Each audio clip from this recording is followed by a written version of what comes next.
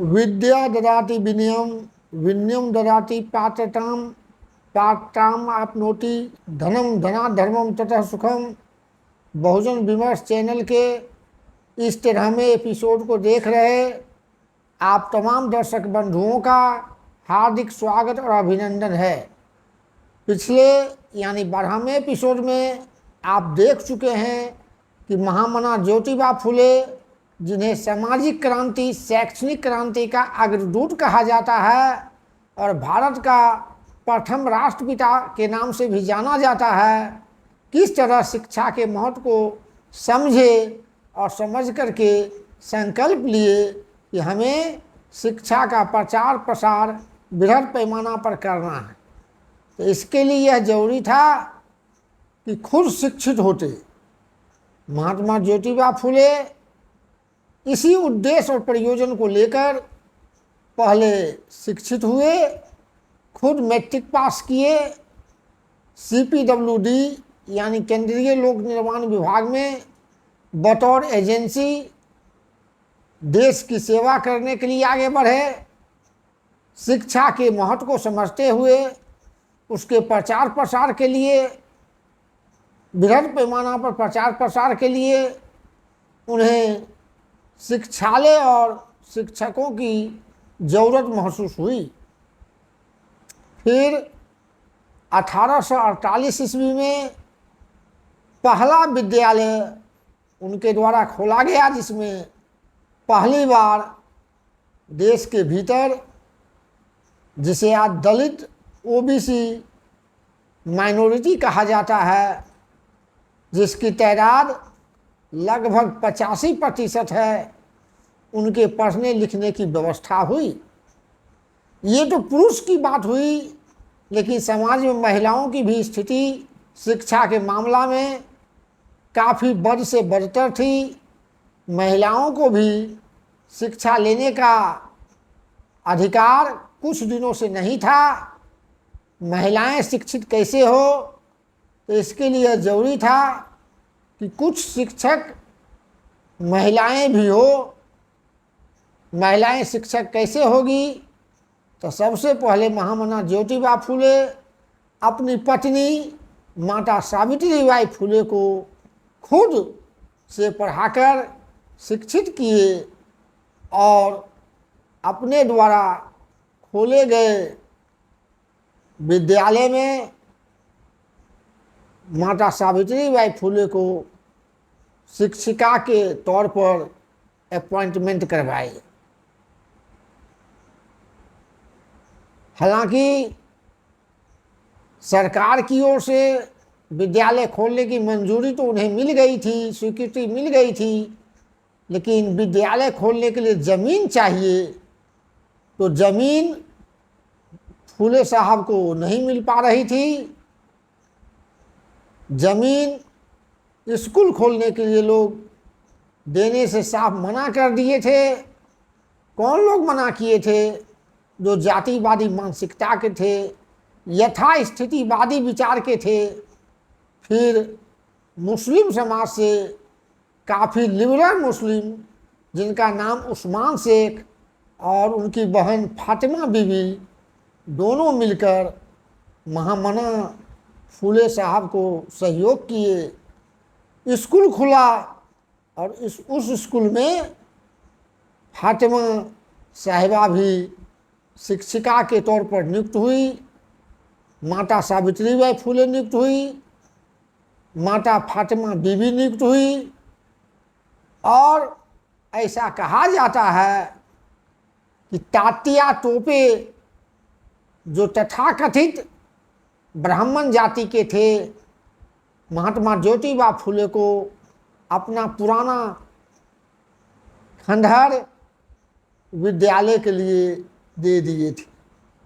जब सामाजिक परिवर्तन का काम होता है तो उसमें कोई ज़रूरी नहीं है कि जो सफरर हो, जो विक्टिम हो, वही आगे केवल बढ़े। जो आंदोलन होता है, अच्छी मानसिकता के, अच्छी सोच के कोई भी लोग सहयोग देते हैं, तो आंदोलनकारी को चाहिए, जो आंदोलन के प्रवर्तक हैं उनको चाहिए कि उनका सहयोग खुशी खुशी ग्रहण कर ले, स्वीकार कर ले। महामना फूले अपने विशाल हृदय और उदारता को दर्शाते हुए, उसका परिचय देते हुए इन लोगों के सहयोग से विद्यालय खोलकर शिक्षा का व्यापक प्रचार प्रसार किए।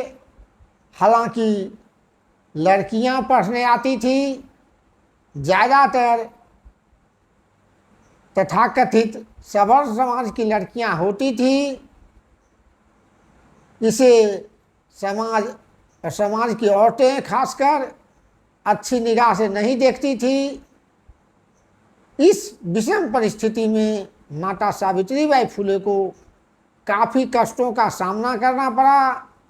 उन्हें अपमान मिला। जब विद्यालय पढ़ाने के लिए निकलती थी तो रास्ता में उनके शरीर पर कोई कीचड़ फेंकता था, कोई मार फेंकता था और उनका कपड़ा गंदा हो जाता था। नतीजा क्या हुआ?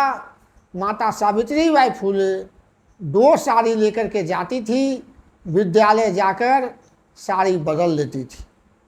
माता सावित्रीबाई फुले को उस समय की जो औरतें थी, जो चाहती थी कि लड़कियां केवल खाना बनावे, कपड़ा साफ करे, चूल्हा चौकी करे, पढ़ना लिखना इनके लिए निषिद्ध होना चाहिए, तो ऐसी औरतों के द्वारा मिला अपमान बर्दाश्त करती थी।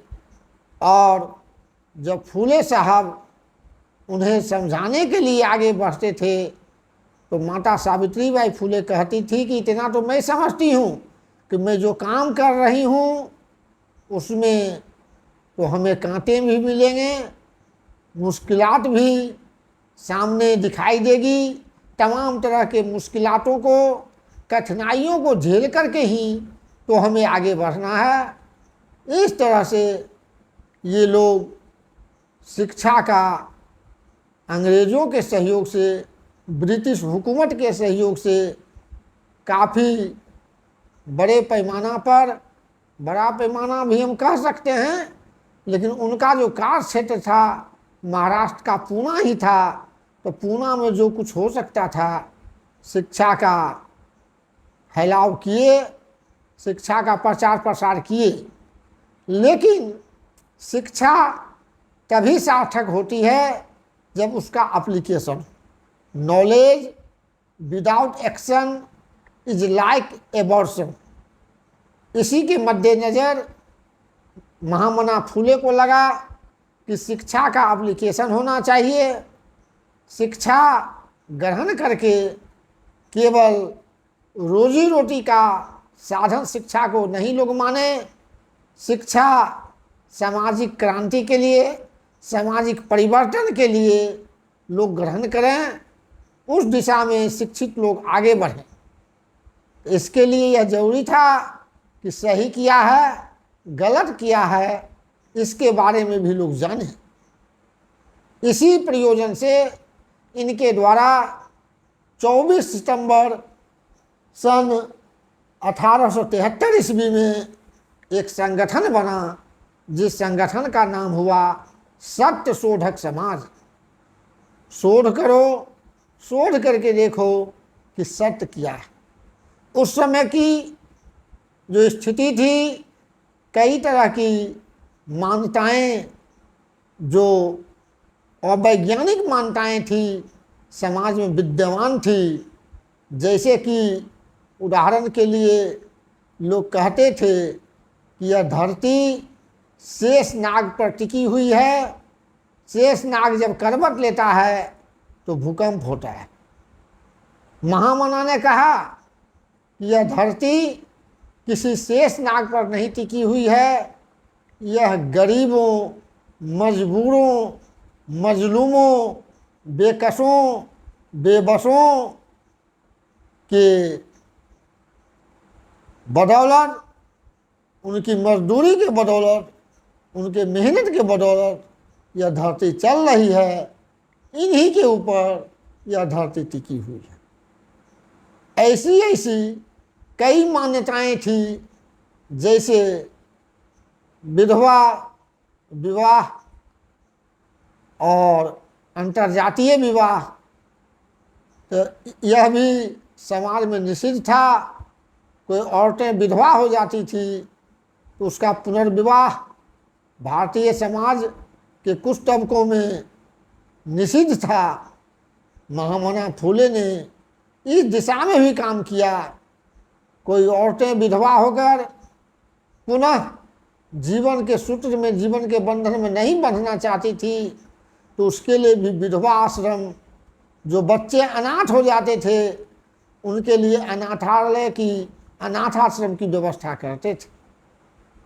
महामना फूले कहते थे कि हमें ऐसा पावर स्थापित करना है जो इविल पावर, वैध पावर और जो मानवता विरोधी पावर है उसको खत्म करना है। Power is needed to destroy power. और इस तरह से शिक्षा का एप्लीकेशन है कि शिक्षा के बदौलत, जैसा कि हम ऊपर में ही जो श्लोक पढ़े थे संस्कृत का, उसका मतलब था विद्या से विनय, विनय से पात्रता आ जाती है और पात्रता से हम धन प्राप्त करते हैं, तब समाज सुखी होता है। तो पात्रता चाहिए, योग्यता चाहिए, और योग्यता के लिए यह जरूरी है कि शिक्षा का एप्लीकेशन सही हो। आगे के वीडियो में यानी एपिसोड नंबर 14 में हम फूले साहब के द्वारा किए गए कुछ और कार्यों की चर्चा करेंगे। तब तक के लिए हम आपसे इस आश्वासन के साथ रजा लेते हैं कि अगले एपिसोड में इसी तरह का सार्थक वीडियो लेकर हम आपके समक्ष पुनः हाजिर होंगे। आप अभी तक हमारे साथ जो अपनात्व का, अपनापन का प्रदर्शन कर रहे हैं उसके लिए बहुत बहुत तहे दिल से शुक्रिया। नमो बुद्धाय, जय भीम, नमस्कार, आदाब, बाय, सत श्री अकाल, जय जोहार।